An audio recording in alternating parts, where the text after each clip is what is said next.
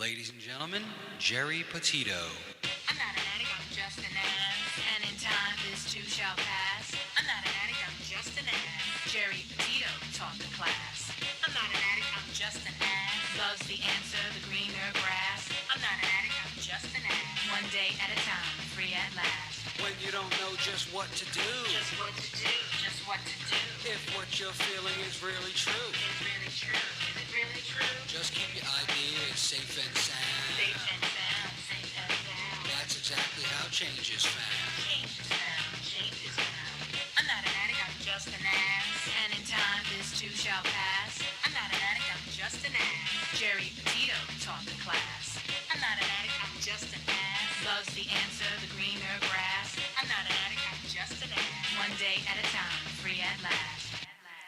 Hello, everyone, and welcome to the Geri Petito Show. Everyone and anyone who knows me knows I am the author of I'm Not an Addict, I'm Just an Ass. I'd rather be a smartass than a dumbass. Because, guys, 34 years ago, I was a dumbass. But today, 34 years later, through the grace of God, I can honestly say now I'm a smartass. And yes, the word ass is in the Bible at least 40 times, and it means donkey. And that's what I was. I'm saying all that to say this. There are a lot of people out there struggling, even with health issues. I'm a nutritional health coach. I'm a recovery coach. All my services to you are free. Please, please reach out. I want everyone to know someone is listening. If you think my book can help someone, because I sure do, you can go right to Simon & Schuster's bookstore, Archway Publishing, BAM, Amazon, Barnes & Noble. And guys, you could go to my website, www.geripetito.com. My book is now on audio with my voice, guys. Simon & Schuster wanted to do it with someone else's voice, and I was like, no way. So my producer, Ruben Rodriguez, part owner of Hamilton Radio, owner of Iron Horse Films, is now doing audiobooks with your voice. So if any authors out there are interested, please, please reach out. And guys, listen, if you truly, truly, truly cannot afford my book, please reach out to me about that as well. All right, so I just want to name a few of my sponsors before I introduce my guest. So I have Ken Ryan and Linda Garofalo, The Way It Used to Be, singing songs from the 50s to the 80s, a tribute show to the greatest music and voices of all time. And Ken also sings Elvis for me, baby. Thank you very much. Then I've got John Monforto, the man of many faces, singer, actor, celebrity impersonator, and tribute artist. So I nicknamed him the man of many faces, but he was given the title by a former Philadelphia mayor as the official Philadelphia Rocky impersonator. He is Rocky, guys. He does about 30 characters. My three favorites, Rocky, Godfather, and of course Elvis.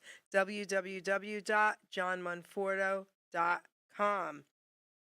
And last but certainly not least today, John Bishop, a.k.a. Johnny B., singer-songwriter, host of the Entertainment Luncheon South, a nonprofit network created for the creative. So he's also the partner in the Joey D and Johnny B Rock and Oldies band. He also sings solo. But a huge shout out to him and his wife Linny for putting together this incredible luncheon once a month. It's by invite only, $20. You get great lunch. You get incredible entertainment. They don't keep a penny of it. And they promote all of us like nobody else does. So you know how I feel about both of you. So thank you. So now I've got a really cool author, not because I'm Italian or anything, but I'm just saying, you know. So I want to introduce author Anthony Arillotta. Say hello to everyone. Hey, hello everyone. What's up, Geri? How you doing, Ant? I'm doing great. How about yourself? I'm doing great. So I have a question. Where do you live? Springfield, Massachusetts. Where did you grow up, though? Springfield. You did? Yeah. You don't have a Massachusetts attitude, or like, you know, what do you call it? Oh my God, accents. You don't have one. Yeah, everybody says I have an accent, but it's just not a Western Mass Right. accent. Oh What? my gosh, you sound like a New Yorker. Okay. Yeah, they say I got an accent. I've been told that a lot of times, but they said it's not a Boston accent. It's just some sort of accent. I don't know. Well, when you just said a couple of those words, you did sound a little different, I have to say. So, all right, Aunt. So now tell everybody the title of your book, first off. South End Syndicate. Okay. And tell us why you titled it that. So south end of Springfield, Mass is the Italian section of Springfield. That's where Okay. we grew up. That's where the mob had its headquarters. That's Okay. where around all Italians back then, all restaurants and coffee shops. A real small version of like the Boston North End type thing. And there was that's where we grew up. That's where everything took place. And so we named, and it's about organized crime, so the Syndicate, and that's why we named it South End Syndicate. Okay. So, do you have people in your family that were part of it? I did have an uncle that that was part of it. He was the driver for the boss, Big No Sam Kafari. I had another uncle, my grandmother's brother, that was involved in it. And he was involved with some notorious gangsters out of Connecticut and Mass, both for the Genovese family and the Patriarchal family. And I had another uncle, my mother's brother, that was involved in organized crime and wasn't as deep in the mafia stuff, but he was still an organized criminal. And that's, and then I grew up with just all around that my whole life. I went to school down the South End. My uncle, everyone hanging around was affiliated at some sort with the mafia, going back in the 70s and 80s. It was a powerful presence. And so, growing up, it was just part of our lives as young kids. And, my father owned a store. All the wise guys used to come into the store to do shopping. And so it was around me my whole life. So, okay. So, I grew up in Long Island City, New York, and Queens. And my dad got us out of there when I was 12. So, I'm 64. So, I've been in New Jersey over 50 years.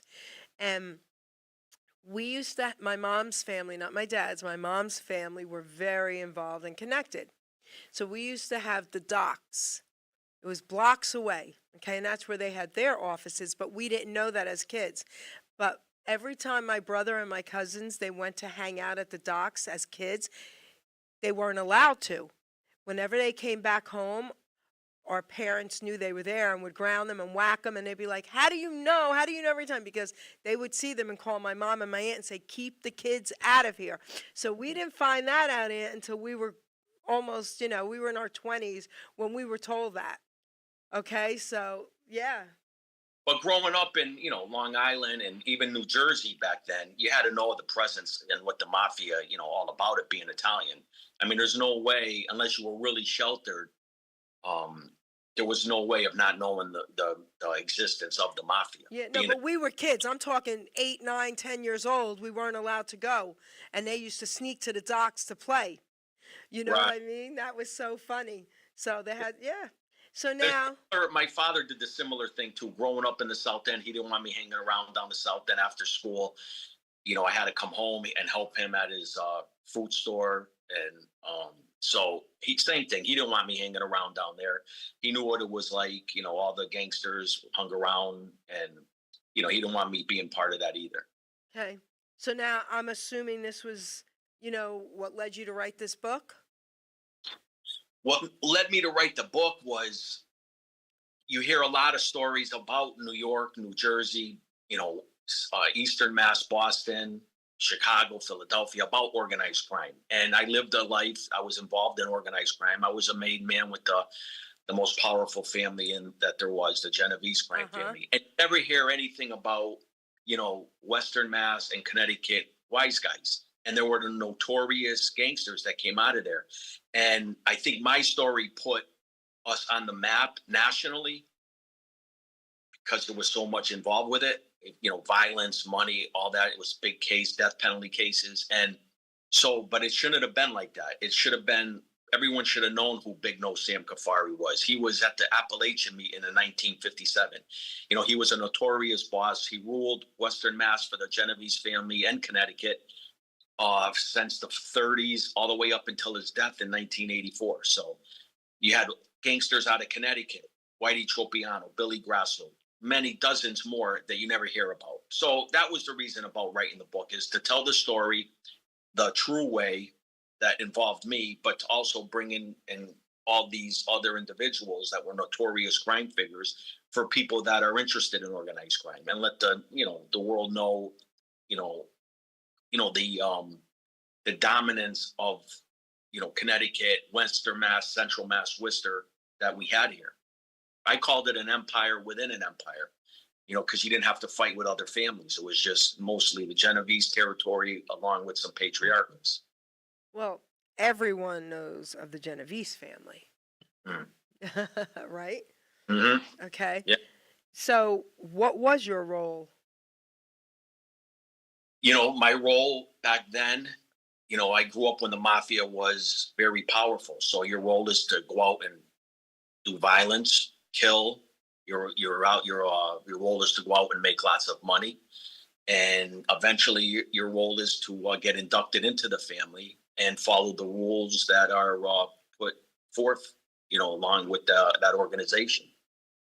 So, it's all in your book. I mean, you speak of it openly. Yeah, I speak of, you can't put everything that you want in the book. Yes, I know.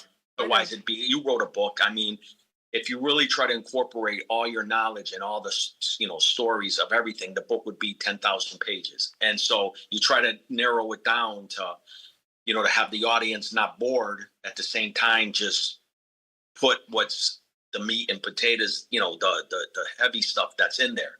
So it pretty much explained the my life in it, are the Connecticut and Western Mass, Central Mass areas, and explain that, so the people will get a good understanding of what we had here.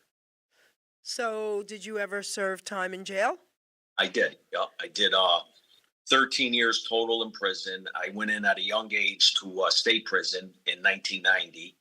I got a 5-year sentence then. I went again in I picked up so many cases in the mid 2000s, 05, 03, 04, 05. I picked up 4 cases. I picked up one while I was actually doing prison time, and I went to trial and got found not guilty of that. So I was in prison from like 05 to 08, and then I went again back in 2010 till 2017.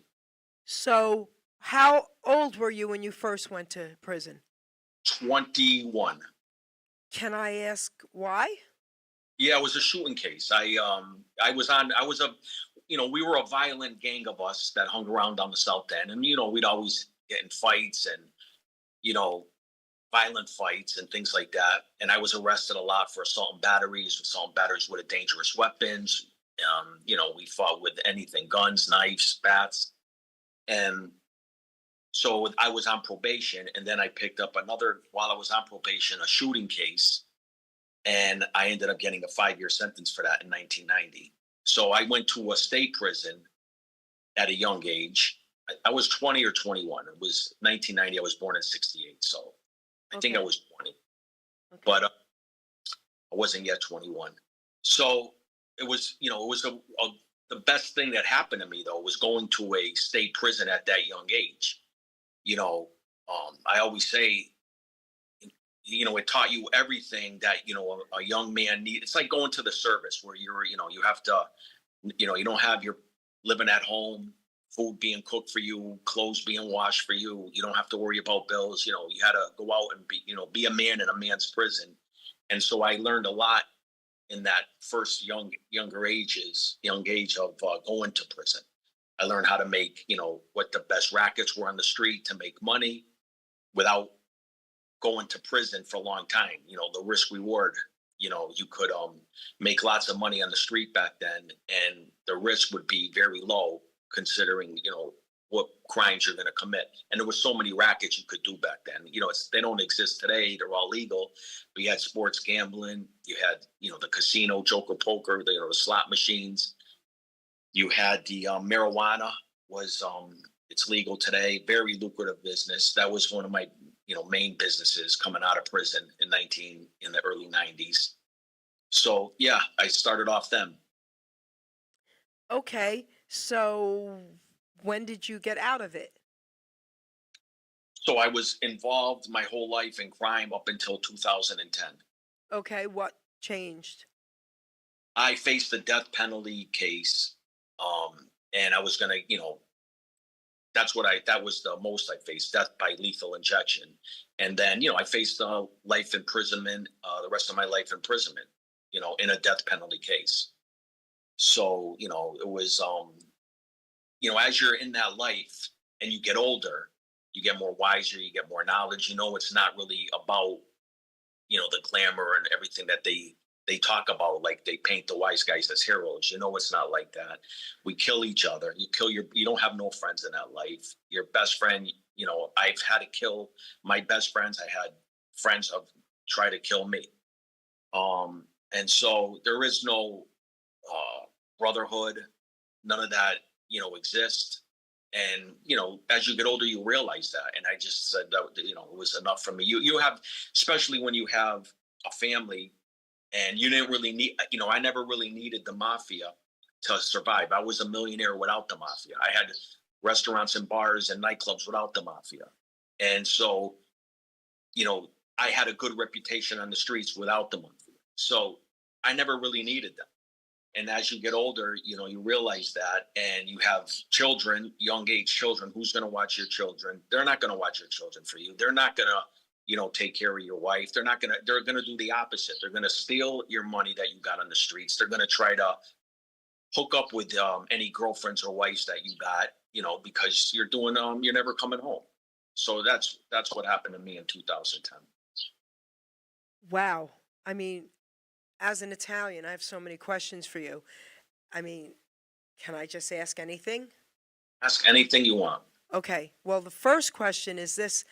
When you wrote this book and got it published, were you afraid of putting it out there? I mean, are any of these people still alive? Are you being threatened? No, I wasn't afraid, and I was never threatened, and there was not an issue. There was never an issue, any of that. And the people are alive. Lots of, a lot of people I talk about in the books are alive. Wow. Okay, so you talk about some of the people that are still alive. Do you mention their right names? Yeah, everything is the right names. That's the story. All their names are correct. The stories are correct. And, and I like I said, I could have went a lot deeper, which I want to come out with another book. I explain a lot on other podcasts. I try to get in. I have my own show as well that I'm trying to, revamp it and come out with it. So I could really tell the stories, because at least then, you can explain it better. You can go from story to story and discuss it at length, and then move on to the next story and really, dissect it and tell the, everything that story needs to be told. Are you one of the few, if only, person who's written a book like this, told the truth, and put the people's names in it? That exists where? Nationally or anything? Yeah, I mean, No. There's got to be 1,000 books that were written with people use their names. okay, because I'm asking for a reason. So I have a friend, Tootsie Gallo Barron, and she's all of 4'11", maybe shorter. She's this tiny little thing, and her husband was involved. She wrote a book. Her husband was involved, and racketeering, and lost a lot of money, and so they got her involved, or they were going to kill him. This is going way back. We're going way back. So they said to her, we're either going to kill him, or you got to get involved and help us get our money back. So Right. she said, okay. She even ended up in jail. She was in jail about 1.5 years. And her book does not tell the names. She's changed all the names and things. Right. Yeah. You could choose to do that for whatever reason, but I don't see why. Like, maybe she was afraid of for some reason, or, but I don't see why you would change the names if you're writing about it's not a fiction book. It's, this is about a true crime that really happened. Right. That really, so, Well, why, to cross out names or everything. who published your book? Hamilcar out of Boston. Okay, because Simon and Schuster published mine, and there was a story I put in there, and they said I couldn't use the person's name. Yeah, no, they didn't say anything about Wow. Okay. names. I mean, I'm talking about multiple murders. Yeah. Victims' names are in there, for murder victims. Well, the murderers are actually, names are in there. So, how many people did you murder? I pled guilty to 2 actual murders and 4 conspiracy to murders. Okay. So, today, you've completely changed your life? I didn't change my life. Okay. I still am the same guy. What I am is I'm the guy that I was before I became a made man in the mafia. Gotcha. I make money. I'm the same personality wise. The only difference is I'm not involved with organized criminals Okay. that are committing illegal acts. If you look back at the crimes that we were committing, if it was just for the crimes and you take out the violence and the murder, there's nothing wrong with those crimes. Sports gambling is legal now.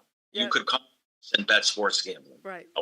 It's legal. It's not an unethical crime. You could go to the bank and borrow money. In fact, you can get licensed to be the bank yourself and loan out money at a certain percentage. Well, that's what we did. We loaned out money. You could go to the casinos now, and they're everywhere, and you could play the slot machines and blackjacks and craps. That's what we did. You could buy marijuana from us, and those are the crimes that I did. So I would go back and in my life and do the exact same life I lived. The only difference is I wouldn't get involved in the mafia. I wouldn't become a made man. And then I wouldn't get involved in the violence. In life, you never know what's going to happen. You could just be a regular, legitimate businessman or a doctor, and something happens personally. Maybe your wife is with another man and you lose it and you shoot him, or anything can happen. Yeah, right? yeah, So I don't know what would have happened. Yeah. If I didn't join the mafia, but I can't say violence wouldn't have happened in my life, but a big part of it was because of the mafia, but the violence part. Okay. Wow. So, how can people, first of all, get your book? It's at Barnes and Noble, and it's on, Amazon, on the online shops. They can DM me. I have Instagram, Anthony Arillotta, and Facebook, and all the I have a YouTube, so they can DM me on them, and I can actually send them an autograph copy. I do a lot of those. Okay. And yeah, it's on Barnes and Noble, and it's on the online stores there. Amazon? Yep. Okay. Tell everyone the title again. South End Syndicate. Okay. So now I have a question. Is there a chapter that what's your favorite chapter in your book? All right, so you're gonna, this is kind of gonna sound strange and everything. Yep. So, when you sit down and write it, I wrote with a writer, Okay. and I tell him my story, and then he writes my story. Now, because it's about me, the majority of the book of my life, it's hard to read about yourself when it comes to that, and so, I see the chapters, I see the outlines, and that's all I can say is that's what I know about it, so I know my story. I don't want to have to read it again, and because then I'll critique it and say, you should have added this more. You should have took out that. You should add this. You should go in more. You should, instead of a 12-page chapter, it should be 25 pages because you need to add all this in. So I just couldn't read it, thoroughly like that. But it starts off great. It starts off, it'll get the, everyone that's read it, they said they couldn't put it down, and it's a good read. And that's what we went for with the author is, the concept was to make it where it could go somewhere else after this. Because I don't know about you making money on the books. I don't think you make any money, Right. When it book sales. Right. But if it's picked up afterwards, which we have a few offers. That's when you can make some decent money. So it was written along those lines, to keep the audience where they're not just bored reading it. And I don't think this story you could ever be bored, no matter how it was written. It's got everything in it. It's got, murder, money, treacherous, treachery, everything involved in greed and, woman, and everything is involved in it. Hmm. So now, can you give us a little bit of some of it, just a little bit of some of your story, more than what you just told us, as far as, well, you Yeah. choose, okay? Give us a little bit more of your story. So, like I said, we had an empire within an empire. Before I was a made guy, I had a large, they call it a crew. I had a networking throughout Connecticut, New York, Boston, Rhode Island, and Massachusetts. So I was good at that. And I was a violent kid, but everything changed when you start to murder. When you murder, everything changes. So the book kind of like explains the amounts of money, and people can't realize the amounts of money. That's why I call it an empire within an empire.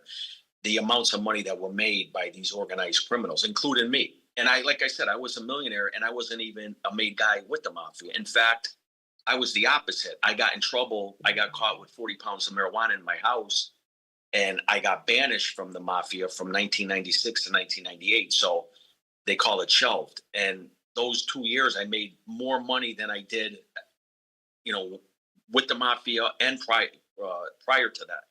So it explains a lot about the money, explains about the violence that was involved, several murders and murder conspiracies and attempted murders.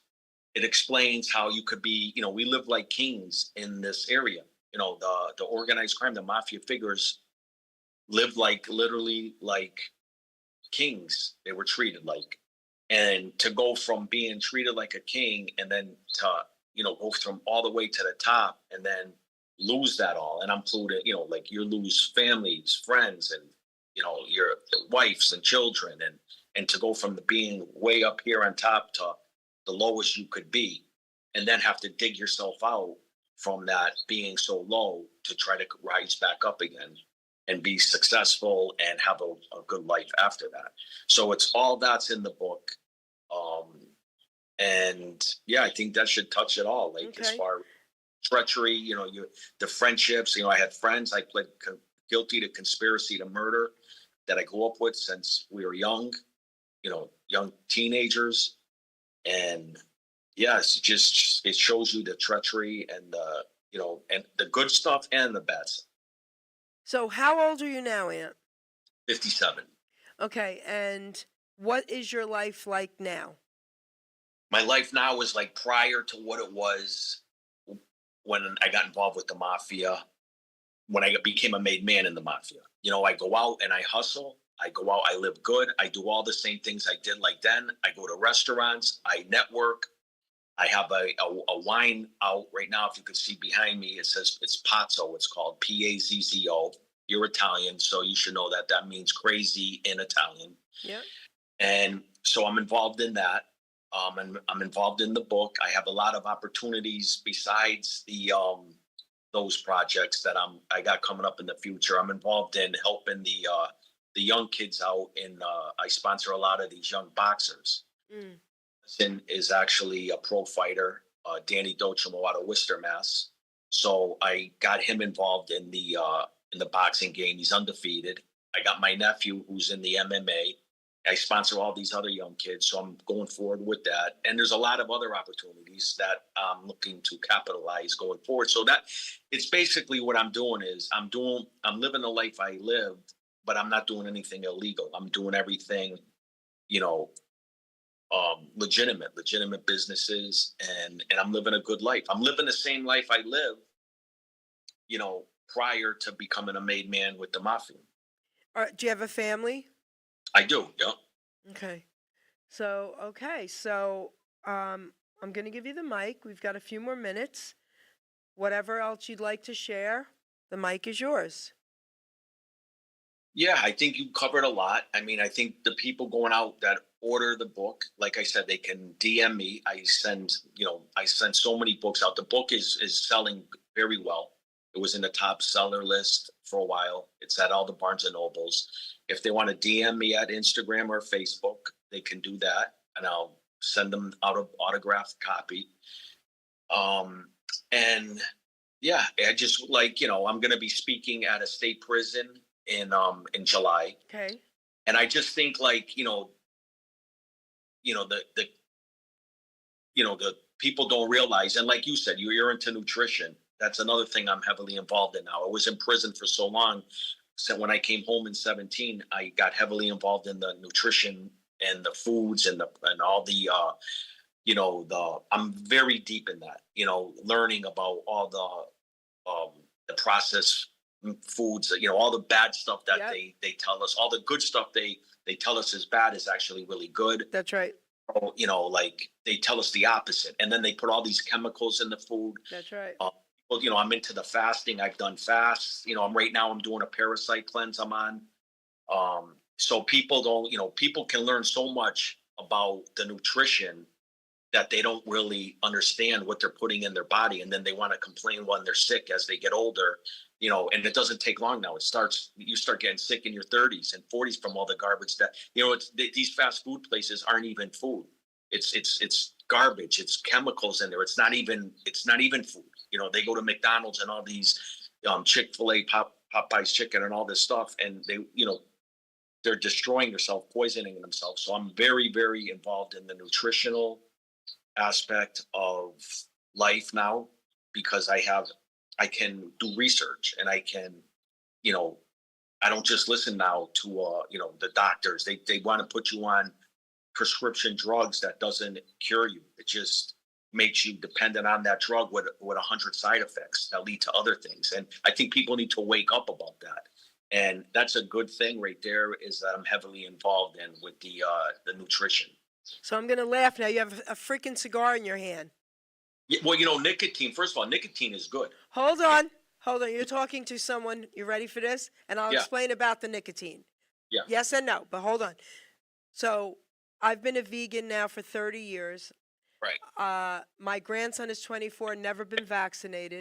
Not to interrupt you, but I also have a little bourbon here too. Okay, wait. So my grandson is 24, never been vaccinated. My granddaughter's 10, never been vaccinated. I protested in Trenton. Right. Did you take the vaccine? Never. So wait, never. But you got these people, like the sheep, they're brainwashed, and they're Yes. not, I don't want to call them dumb. I don't want to say that, but even my mother took it. My sister took it. Like you try to tell them, don't take that. That's poison. And I'm sorry for interrupting, but the babies don't need vaccines when they're born. That's right. So They don't need them. And if you tell that, when you're having the baby, they won't give you birth there. Bull. They'll make you in the hospital. Okay, bull. They're not allowed. All right, so hold that thought. So I protested with Robert F. Kennedy Jr. twice in Trenton pre-COVID for our constitutional rights. Okay. Mhm. I also went to the borders 2 years ago and spent 5 days with Border Patrol. And so I'm into all this. So let me Right. tell you. So my grandson is 24. So Dr. Joel Furman is the one who helped me find this lawyer. She was a Christian lawyer for our rights. We got him papers. I got him all the way through grad school. But my granddaughter's 10, and now we found out we don't really need those papers. We have our rights. So these places and these schools, and there are ways around them, and we try to help people with that. Of course. And they try to Yes. shame the people That's that right. did vaccines back That's right. then, what they made people lose their That's job. right. That's They right. hired people. They try to push these poor people to get these vaccines, That's and right. some take it because they need to put food on the table for their family. That's That's right. a disgrace what they did. And now That's they're right. coming out with and telling you what's inside the vaccines. That's right. They're telling you that it was poison. They're pulling things out of humans now That's that right. they never ever pulled out ever in the history since these vaccines. Vietnam and all that. Once they started coming with the vaccines, they got autism now. That's what makes kids have autism. That's right. The That's right. vaccine. So But you tell this to people, you're a conspiracy theorist, or you're a nut, you're going rabbit hole. That's all what that brainwash that they try to tell you to throw everything off. That's a term that the CIA used back in the 50s to say, oh, he's a nut job. He's one So of them. I want to share something with you about what you were saying about nicotine. Okay, but now listen to me carefully and don't interrupt. Hear every word I'm going to say to you. Go ahead. All right.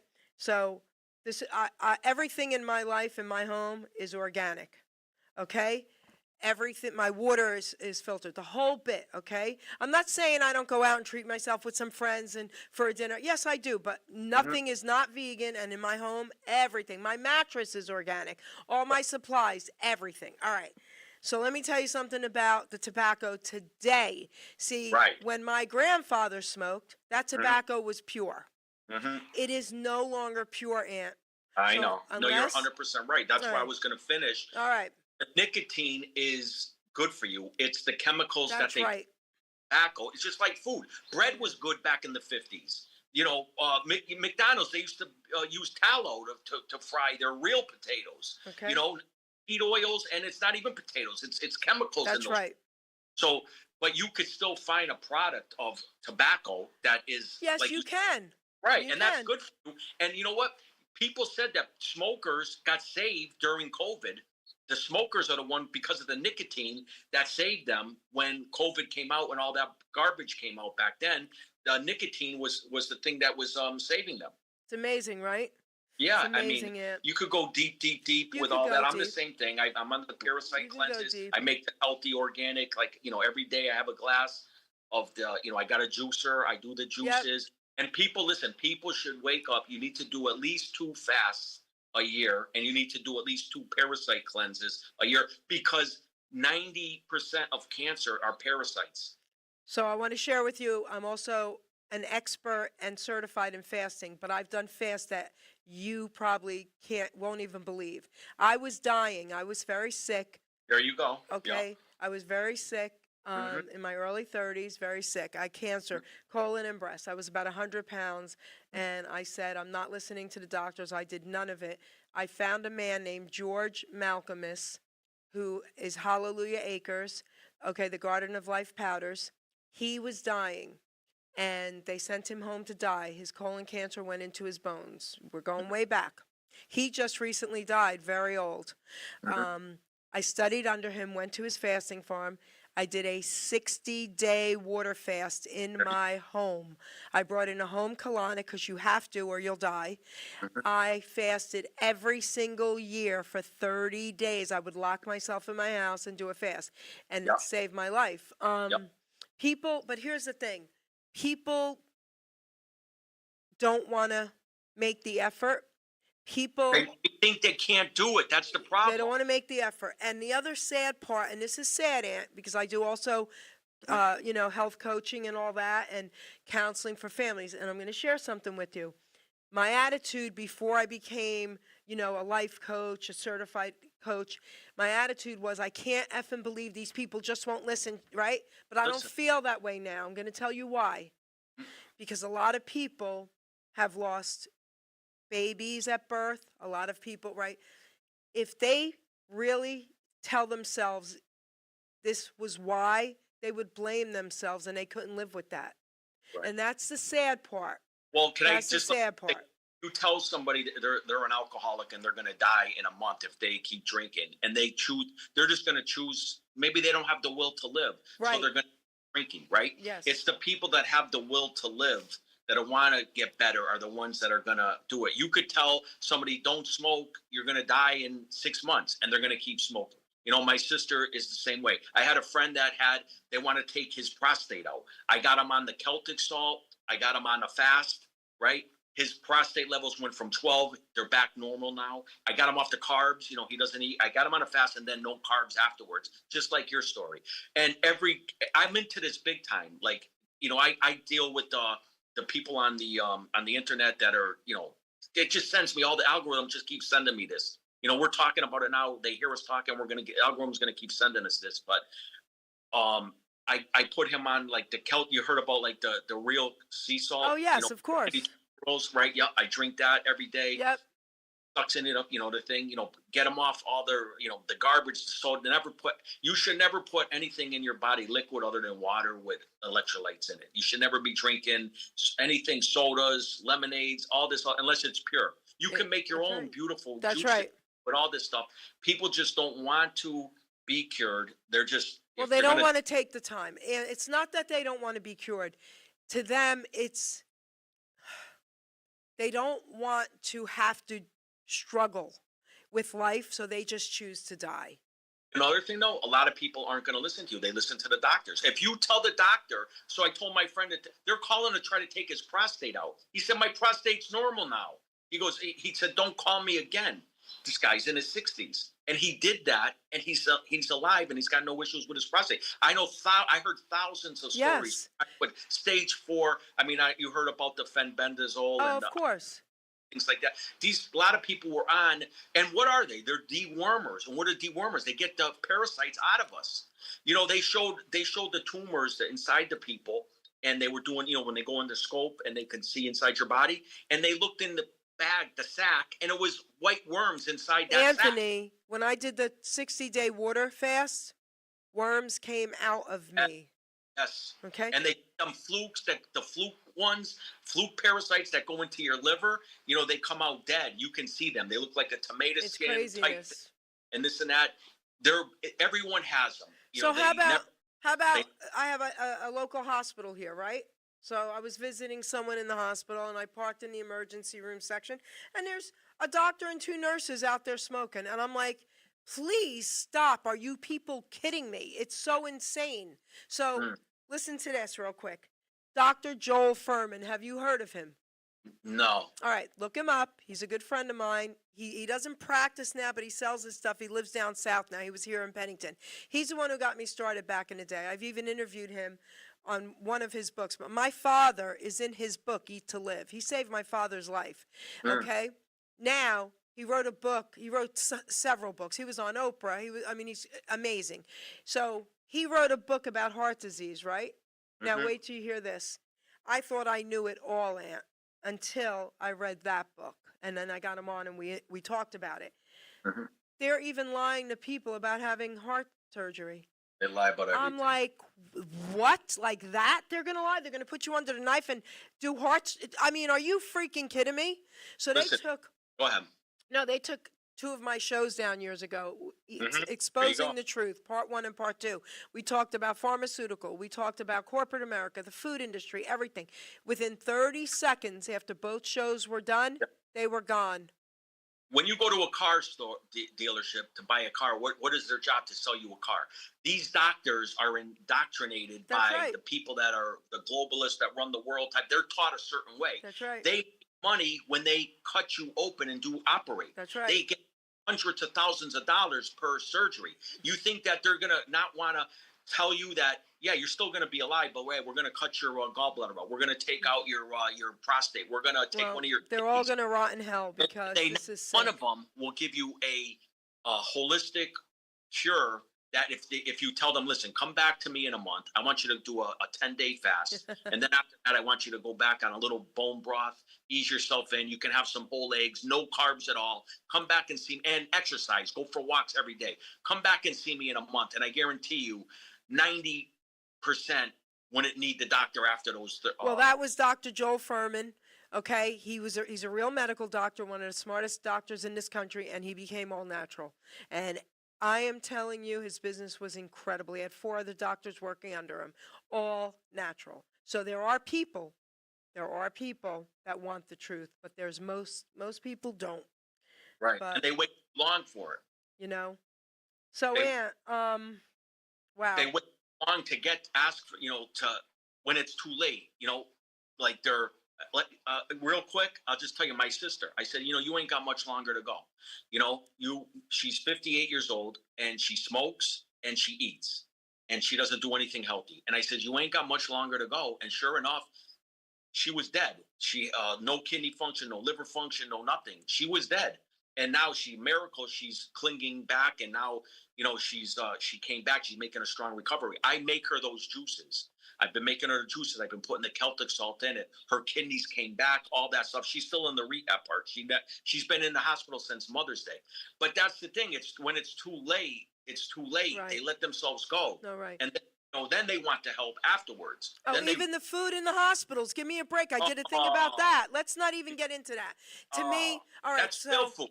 It's disgusting. Yeah. It's insanity. So, all right, I learned way back in the day. I went to back in the 80s was my first like real thing about health tours. With Lenox Hill Hospital, I went to Asia for a month and I went to Russia the next year for a month. I had machine guns pointed at me at both walls, in Russia and in China. I loved it. It was crazy. I don't care. I got the rocks, okay? But anyway, so we're in Japan, okay? This is in the 80s. And they just brought McDonald's there. So, of course, all the Americans are like, we got to go check out McDonald's. My cousin gets a soda and spits it out. She's like, this is poison. Well, Yeah. the tour guide left. She goes, now you're getting it. If Coca-Cola wants to come here, if McDonald's wants to come here, any of these companies want to come here, they have to change their formulas. You have 9 1/4 teaspoons of high fructose corn syrup in 1 can of Coke here. Over there, 1 teaspoon of real sugar Coca-Cola has to put for them. They're cracking open organic eggs in Asia in McDonald's, okay? Imagine Starbucks in Australia. I go behind the scenes, okay? They're cracking open organic eggs. Yeah. Okay, their coffee and teas, all But why- organic. Water's in bottles, not plastic. Okay? It's Okay. insanity. It's insanity. So we pay for our own health care here, so that's why they want to keep us sick or they wouldn't make money. Let me tell you what the worst is. Let me tell you what the worst is. So in our schools today, a friend of mine is, what do you call it, the principal. In our schools today, I called her and I said, tell me this is not true. And she said, I can't tell you it's not true. So now, corporate America, the pharmaceutical industry, they all hooked up together, and the schools are now paid per child that they could get on meds. They have to call the parents and say, your child is too active. If you do not put the child on this medication, then they can't come back to school. And the parents have no choice and put their kids on the meds. And the school is paid per child. Yeah.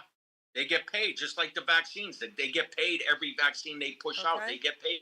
They get bonuses. Just like when they sell cars, they That's get right. bonuses. Okay? You know, for as many as they can put out. Then they get bonuses if they say you came in with a broken arm. That's And right. then, you passed away. Oh, he died from COVID. That's right. They get bonuses the more people that died from COVID. It's corrupt.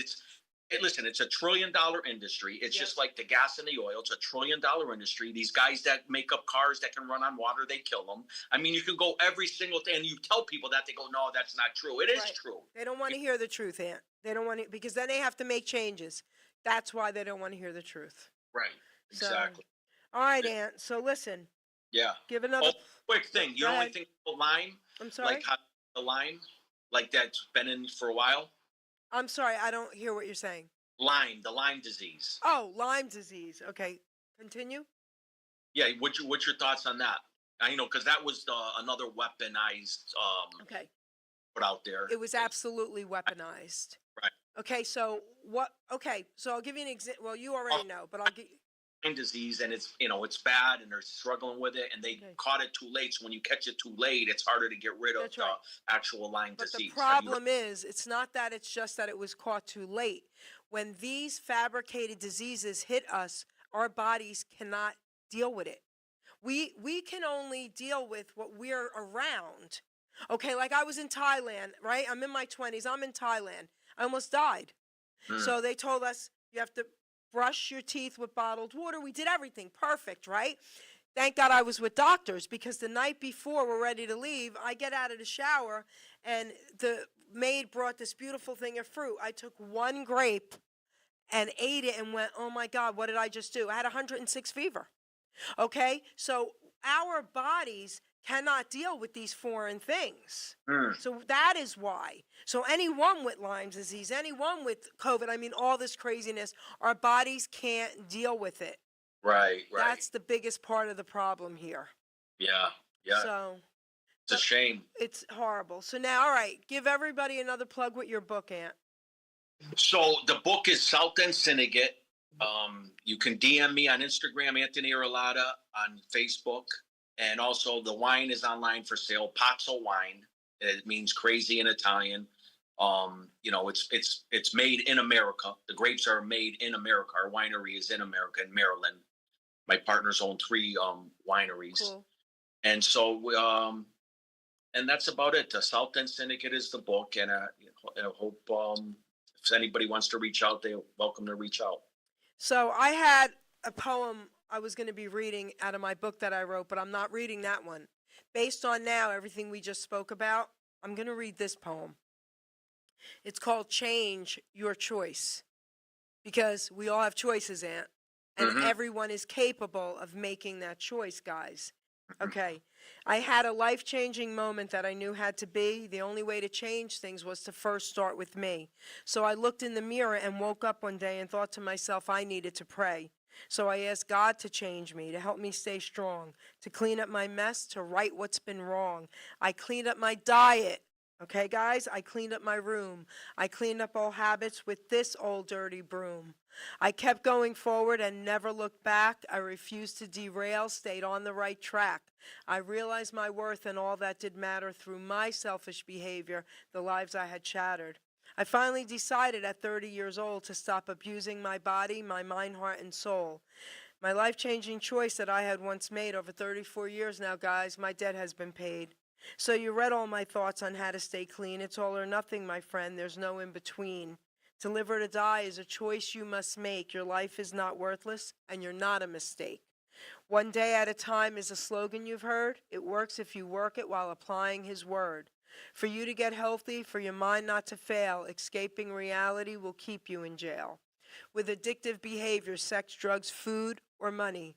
Substituting addictions now isn't that funny? I'm not an addict. This too shall pass. I'm not an addict. I'm just an ass. May the good Lord bless and guide you. Yeah, that's a good one. Thank you. You wrote that? Oh, yes. Yeah, you got to send me that. Okay, so, I mean, text me your address. I'll send you a book. All right? Okay. So, And it's a book? it's a book. It's my book. I know, but that poem is in the book? Yeah. Yeah. Oh, okay. Nice. Yep. Do you want to hear the other poem I was going to read? Sure. All right. We have a couple minutes. I'll read this poem. So, hold on. Okay. This one's called Utilizing Gifts and Talents. Okay? Here we go.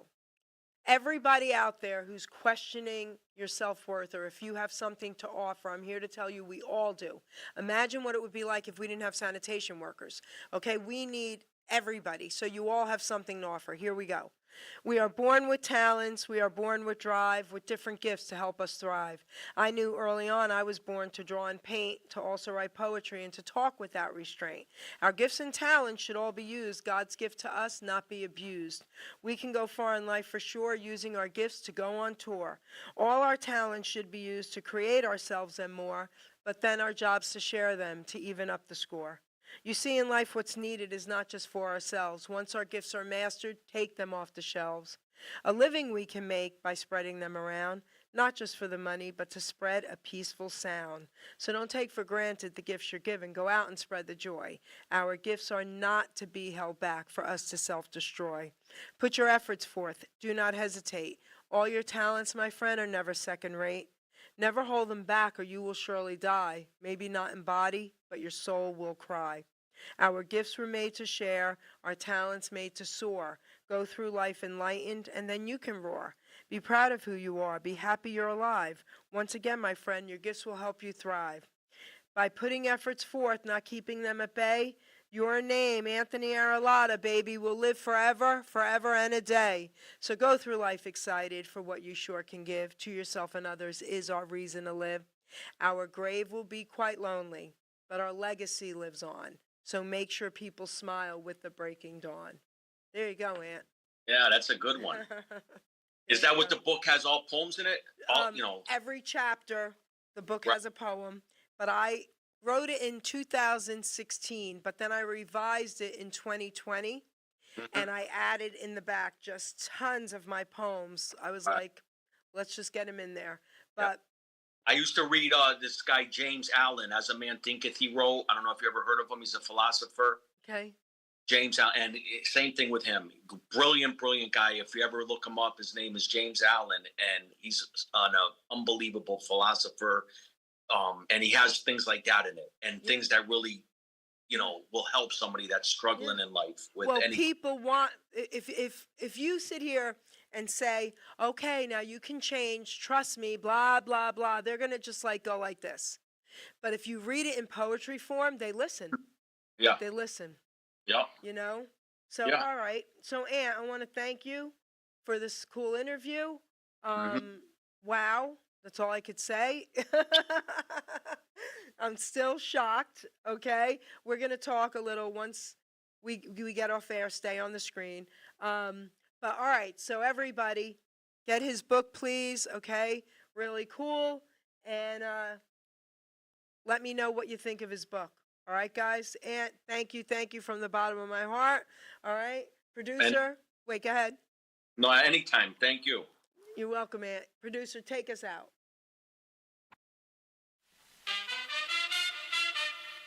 Ladies and gentlemen, Geri Petito. I'm not an addict, I'm just an ass. And in time, this too shall pass. I'm not an addict, I'm just an ass. Geri Petito taught the class. I'm not an addict, I'm just an ass. Loves the answer, the greener grass. I'm not an addict, I'm just an ass. One day at a time, free at last. When you don't know just what to do, Just what to do, just what to do.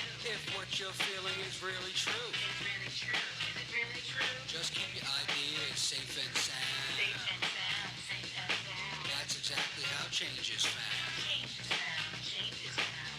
I'm not an addict, I'm just an ass. And in time, this too shall pass. I'm not an addict, I'm just an ass. Geri Petito taught the class. I'm not an addict, I'm just an ass. Loves the answer, the greener grass. I'm not an addict, I'm just an ass. One day at a time, free at last.